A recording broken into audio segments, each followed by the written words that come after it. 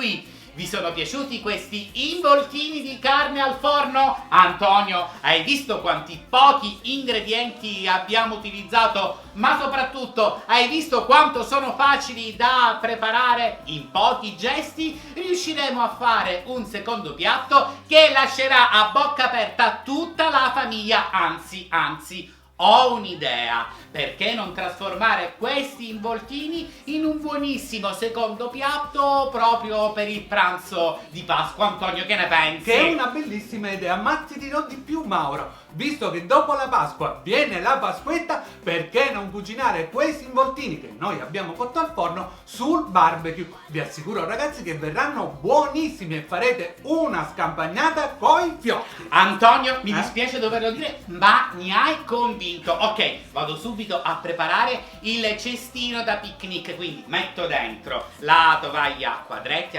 come le nostre camicie, Sì. metto dentro i bicchieri e poi tante bibite fresche. Bravo, e non dimenticare il mio solito chinotto. No, non lo dimentico, chinotto per Antonio. Esatto.